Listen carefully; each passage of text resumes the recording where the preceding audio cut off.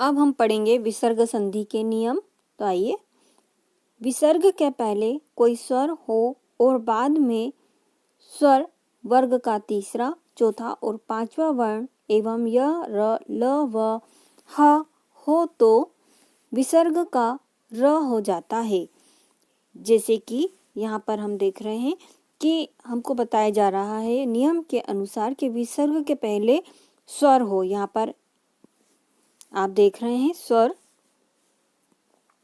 इसके बाद स्वर वर्ग का तीसरा, चौथा और पांचवा वर्ण एवं य, र, ल व और ह अगर हो तो क्या बनता है? यहाँ पर बनता है र। तो आइए हम इनको और भी उदाहरणों के माध्यम से समझेंगे। जैसे कि यहाँ पर हमें उदाहरण दिया है दुहु-धन उपयोग। दुहु-धन उपयोग, इसमें आप देख रहे हैं कि हमें क्या मिल रहा है? ऊ की मात्रा विसर्ग के पहले मिल रही है हमको, यानी, और इसके बाद भी हमें क्या यहाँ पे दिख रहा है? ऊ, यानी कि स्वर मिल रहा है। तो ये क्या बनेगा यहाँ पर? र। तो यहाँ पर आपने देखा कि हमने लिखा दू, अब यहाँ पर हमको क्या मिला? यहाँ पर र। र में अब यहाँ पर हम किस को लेंगे? यहाँ पर हम यहाँ से हम ऊ की मात्रा लगाएंगे। ये आप देख रहे हैं छोटा ऊ है, इसलिए ये वाली मात्रा लगाई हमने, तो ये बन गया दुरुपयोग। इसी तरह से हम और उदाहरण देखें, जैसे कि निहि धन आशा। निहि धन आशा में हम देख रहे हैं यहाँ पर हमें ई स्वर मिला और यहाँ पर हमें क्या मिल रहा है? आ स्वर मिल रहा है। तो ई और आ मिलकर यहाँ पर क्या बन रहा है? यहाँ पे नी ई की मात्रा है, तो इसलिए हमें रा मिला। तो ये हो जाएगा नी र। रा में यहाँ पे आ स्वर हमने यहाँ से लिया, नी रा शा। इसी तरह से हम और भी इसके उदाहरण देखेंगे, जैसे कि निर्बल। अब निर्बल में आप देख रहे हैं निहि धन बल। यहाँ पे भी हमें ई स्वर और यहाँ पर हमको व्यंजन मिल रहा है वर्ग का। यहाँ पे जैसे कि हमने नियम पढ़ा था, तीसरा, चौथा या फिर पांचवा। तो निर्बल ब भी हमें वर्ग का तीसरा व्यंजन मिल रहा है। तो ये क्या हो जाएगा? यहाँ पर नी, चूंकि हमको रा मिलना है लेकिन यहाँ पे स्वर नहीं है, तो ये कौन सा हमें रा मिला? आधा मिला। तो आधा जब ये रा मिलता है तो ये जो आधा रा मिला है हमें, वो हमें रेफ के रूप में हम कहाँ क्या करते हैं? ऊपर लगाते हैं। तो जब रेफ के हम रूप में र लगाते हैं तो ये हमेशा कब लगता है? जब कोई यहाँ पे हमने वर्ण लिखने के बाद उसके ऊपर हम रेफ लगाते हैं, यानी निर्बल। जब हमारे मुख से र निकलता है, उसके आगे वाले जो वर्ण होता है उसके ऊपर र हम रेफ के रूप में लगाते हैं। तो यह हो गया निर्बल। इसी तरह से निर्मल आप देख रहे हैं, निर्मल में भी हमको र मिल रहा है, लेकिन निर्मल म भी व्यंजन है, स्वर नहीं है, इसलिए आधा र रेफ के रूप में जाएगा।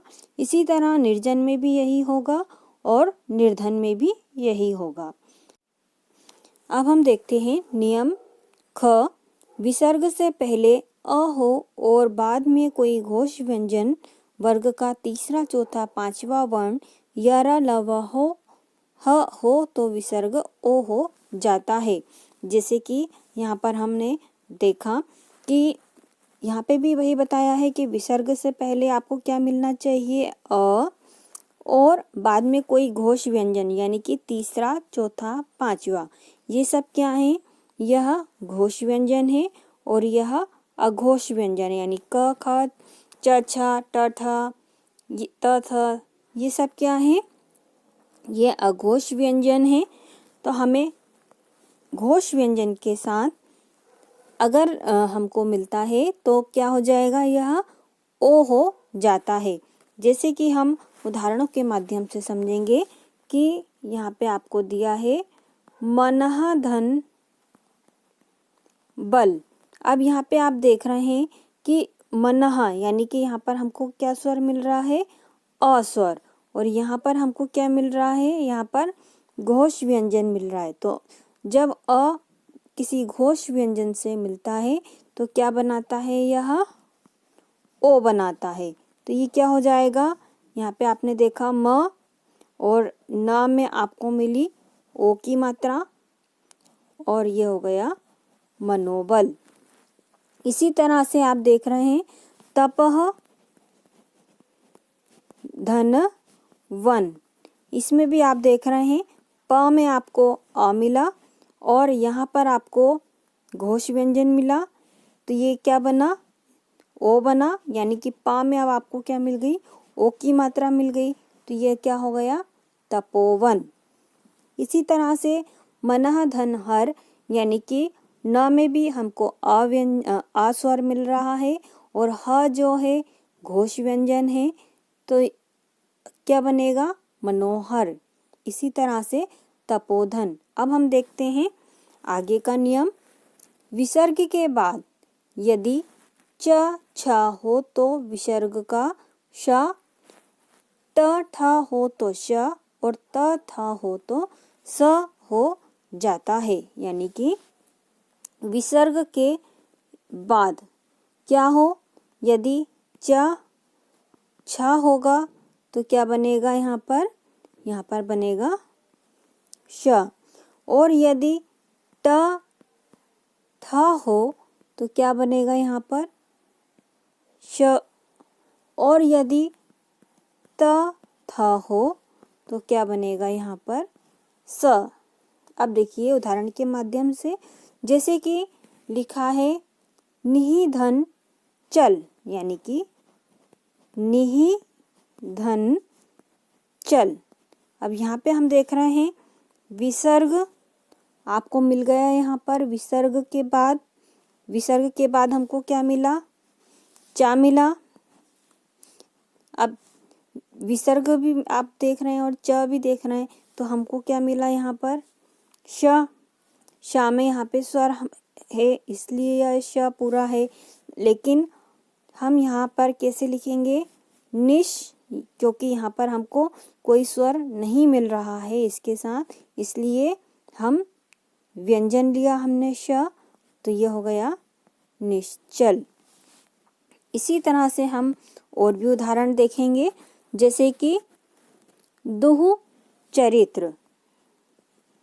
अब दुहु चरित्र में भी हम वही देख रहे हैं कि यहाँ पर आपको विसर्ग मिला, विसर्ग के बाद आपको च मिला, तो ये क्या बना, श।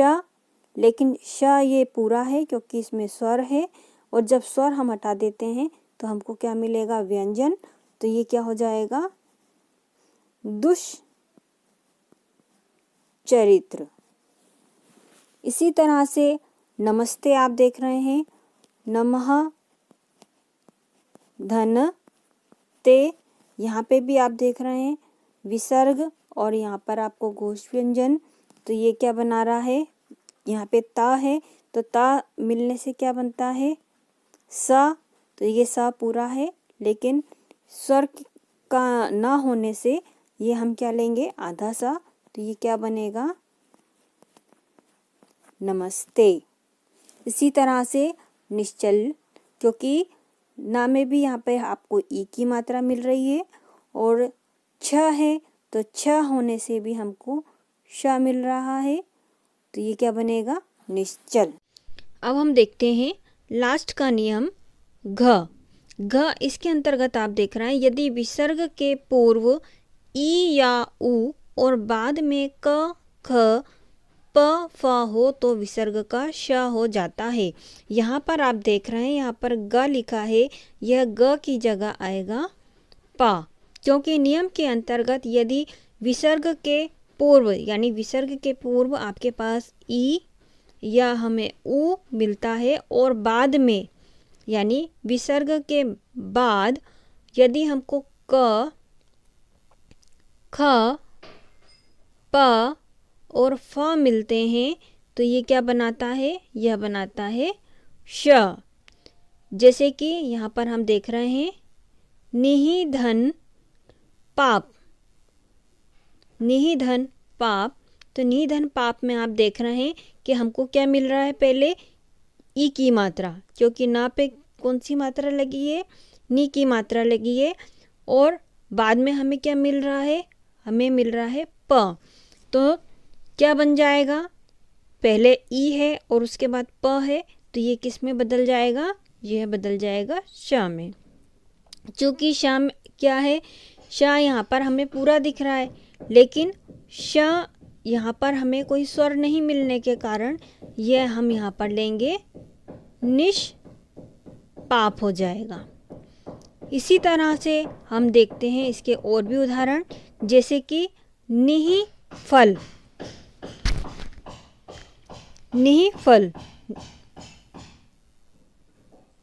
निधन फल। इसमें भी हम देख रहे हैं कि ना में हमको मिल गई ई की मात्रा और बाद में हमको फ मिल रहा है, तो ये किस में बदल गया? शा में। तो ये क्या हो जाएगा? निष्फल। ये श हम इसलिए आधा लेंगे क्योंकि हमें इसके साथ कोई स्वर नहीं मिल रहा है।